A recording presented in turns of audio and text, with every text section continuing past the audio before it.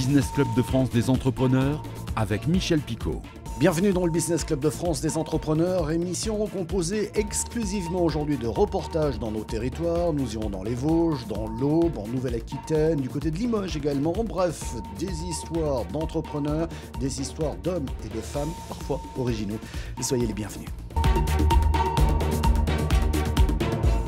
Elle semble loin l'année 2010 avec la liquidation de la société Vogica à Châtenois. L'usine a été rachetée depuis par WM88, fabricant français de meubles depuis plus de 60 ans. Et l'activité se porte aujourd'hui plutôt bien, comme a pu le constater la nouvelle préfète des Vosges qui visitait cette entreprise récemment. Un reportage de Vosges TV. Elle semble loin cette sombre année 2010 avec la liquidation de la société Vogica. L'usine à Châtenois a été rachetée par WM88, fabricant français de meubles depuis plus de 60 ans. WM, qui recevait la visite de la nouvelle préfète des Vosges ce jeudi, a donc d'abord rénové et sécurisé le site avant d'investir dans l'outil de production. Et désormais, ce sont près de 70 000 cuisines en kit ou prêtes à monter, comme on dit, et sur mesure, qui sortent d'ici chaque année. L'entreprise compte 150 salariés pour un chiffre d'affaires qui dépasse les 42 millions d'euros. On parle de 50 millions en 2023. L'activité se porte plutôt bien, mais le passé doit servir de leçon. Il ne faut pas oublier d'où l'on vient pour savoir où on va. Et je pense qu'on a fait la preuve que le creuset de savoir-faire que nous avions dans cette usine un peu historique, qui a été leader en France de la cuisine montée, nous a permis de développer un nouveau modèle économique de la cuisine prête à monter et aujourd'hui qui a permis de trouver sa clientèle. Pendant la crise sanitaire, beaucoup de ménages ont décidé de rénover leur intérieur, cuisine et salle de bain notamment. L'activité de WM88 a donc fait un bond, même si l'approvisionnement des matières premières avait du mal à suivre, ce qui a permis à la société de parier sur l'avenir en investissant 5 millions d'euros dans de nouvelles machines numériques et 8 millions dans ce nouveau bâtiment logistique. Et puis récemment, le groupe Fournier Habitat est entré dans le capital de la société vosgienne, lui apportant d'autres marchés. On a un partenariat notamment avec la marque Igena, mais pas que. On sert le groupe sur ses activités industrielles et c'est un plus parce que c'est un leader de la cuisine en France qui développe une activité de plus de 400 millions d'euros de chiffre d'affaires. Donc nous sommes le petit de la bande, mais nous amenons un savoir-faire sur de la cuisine prête à monter. Le groupe Fournier étant essentiellement sur de la cuisine montée sur mesure. Du côté de WM88 à Châtenois, on regarde l'avenir avec sérénité, même si, comme les autres industriels, il faut réussir à gérer la crise énergétique. Bon, je suis inquiet, mais pas fondamentalement catastrophé par ce qui nous arrive, sachant qu'on s'inscrit dans une dynamique d'activité et de développement de chiffre d'affaires, donc l'amortissement du surcoût énergétique, on va pouvoir, je pense, le gérer. L'entreprise envisage plusieurs solutions. Dans ce secteur d'activité, on a par exemple besoin d'air comprimé, ce qui représente 30% des besoins énergétiques. De nouveaux investissements pour des compresseurs nouvelle génération seraient donc les bienvenus. Et puis des panneaux solaires devraient être prochainement installés sur le site. Reste le prix du carburant, mais WM88 travaille de plus en plus avec des fournisseurs locaux comme Eger à Rambervillers.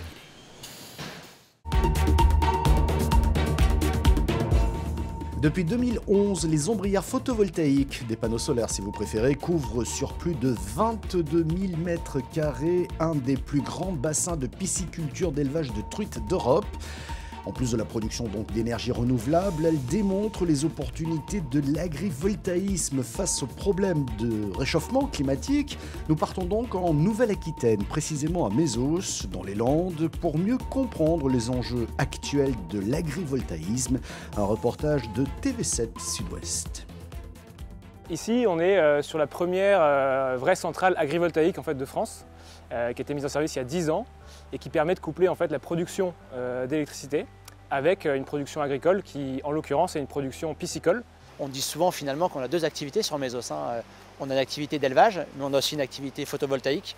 Les deux cohabitent plutôt très bien, et pas depuis quelques mois, depuis 11 ans.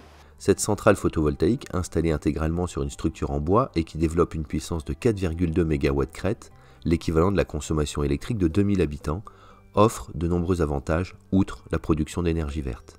Les panneaux que vous avez derrière moi permettent d'abord d'avoir une protection aviaire, Un oiseau forcément près de la côte comme Mésos est friand de poissons. Ça nous procure aussi ce qu'on appelle nous du frigorifying, c'est-à-dire en fait la capacité de maintenir la température au niveau de nos bassins. On fait face depuis maintenant de nombreuses années, mais surtout depuis 2022, à la baisse des débits dans nos rivières. Et donc qui dit peu de débit dit une température d'eau qui augmente considérablement. Ici vous avez l'intégralité des bassins qui sont donc ombragés, ce qui permet en fait de diminuer de 1 à 2 degrés l'été, je dirais, la température de nos bassins. La truite elle n'aime pas l'eau chaude, hein. La truite elle est bien entre 14 et 18 degrés. Ça nous permet d'avoir une électricité dite verte, durable. Et enfin, in fine, c'est aussi pour nos hommes, puisqu'en fait, aujourd'hui, vous avez 10 personnes sur le site. Ces personnes, en fait, elles travaillent, je dirais, tous les jours sur le site, et même d'astreinte. Et en fait, les panneaux, quand il y a des intempéries, ça les protège ni plus ni moins de la pluie, et ça leur permet aussi de travailler sur des surfaces ombragées l'été. L'installation de ces ombrières offre donc de nouveaux avantages, mais pour une activité aussi difficile et fragile que l'élevage, se préparer aux nouvelles contraintes climatiques est une obligation. Ce site d'envergure est donc devenu aussi un centre de recherche et développement pour trouver des solutions efficaces et durables à ces problématiques. Recherche producteur de légumineuses désespérément. À Chasserey, dans le sud du département de l'Aube, la ferme Partio vise le conditionnement de 2500 tonnes de légumes secs l'an prochain. Problème, il manque à ce jour une quarantaine d'agriculteurs partenaires pour atteindre cet objectif. Un reportage de Canal 32. Alors, donc ça c'est les produits qu'on peut distribuer en grande distribution, donc sur la région et sur la région Bourgogne notamment aussi. Lentilles vertes, mais aussi pois chiches, pois verts et haricots. En plus des grandes cultures, la ferme Partio diversifie sa production en misant sur les légumineuses. En 2010, à Chasserey, elle a investi dans un outil de tri et de conditionnement à plus grande échelle. Aujourd'hui, entre 50 et 80 agriculteurs des départements limitrophes se fédèrent pour distribuer leurs récoltes. Mais après un très bon rendement en 2019, la tendance est à la baisse. Ces 2 dernières années, on a eu des problématiques de production et de rendement du fait soit de parasites trop importants ou alors de conditions météo inadaptées, donc notamment l'année dernière où il y a eu beaucoup trop d'eau, ce qui a déçu certains producteurs et certains n'ont pas souhaité reproduire des lentilles cette année et l'année prochaine. À ce jour, 700 hectares de légumineuses ont été contractualisés pour la récolte prochaine. Il en manque environ 500 pour atteindre l'objectif envisagé, à savoir conditionner 2000 à 2500 tonnes de légumineuses. Cela représente une quarantaine d'agriculteurs à convaincre. L'intérêt pour le producteur, effectivement, c'est d'allonger sa rotation, donc de diversifier ses cultures. On connaît les atouts agronomiques des légumineuses, notamment par rapport à l'azote qui est capté par les plantes, l'azote de l'air. C'est aussi souvent des cultures de printemps, nettoyage des parcelles, donc on sélectionne moins de mauvaises herbes, moins de parasites aussi. La culture des légumineuses est possible avec du matériel agricole courant, elle nécessite peu d'intrants et peut également permettre de prétendre à davantage d'aides européennes via la nouvelle PAC. Et malgré l'incertitude des rendements, le prix de vente actuel permet d'espérer un gain financier. Le prix des légumineuses et des légumes secs n'a jamais été aussi haut en fait. Pourquoi? Parce qu'il y a beaucoup de demandes. On sait que le consommateur consomme de plus en plus de légumes secs et la production en fait peine à suivre. Et on sait qu'aujourd'hui, il y a beaucoup de légumes secs aussi qui étaient importés en France, notamment du Canada, et on connaît un peu le débat sur le glyphosate, etc. Donc ça oblige nos clients industriels aujourd'hui à remettre en fait en question leurs approvisionnements et à recentrer leurs approvisionnements sur la France. Et donc il faut absolument des producteurs en face pour répondre à cette demande, quoi. Si les débouchés sont assurés, il faut donc trouver des partenaires pour se lancer. Dans le cas contraire, la ferme Partio sera freinée dans son développement. On investit aussi dans des matériels de plus en plus pointus au niveau du triage pour garantir la qualité et la sécurité sanitaire des produits. Et donc ça nécessite de pouvoir acheter, trier un volume pour écraser nos charges fixes. Et donc il nous faut absolument ces lentilles. Donc ça ne mettra pas l'entreprise en difficulté, mais on aura peut-être encore une année un peu de creux, quoi. 90% de ces légumineuses sont vendues à des industries agroalimentaires qui les transforment et les mettent en conserve ou les reconditionnent sous leur propre marque. Pour terminer, des personnages comme on les aime dans cette émission. Il est agriculteur. Après une vie dans la production audiovisuelle, il est aussi un grand amoureux de la nature, au point d'en écrire des livres un peu curieux comme L'éloge du ver de terre ou encore L'éloge de l'abeille. Comment se passionner autant pour les vers de terre par exemple? Rencontre avec Christophe Gatineau devant les caméras de Satellite Image.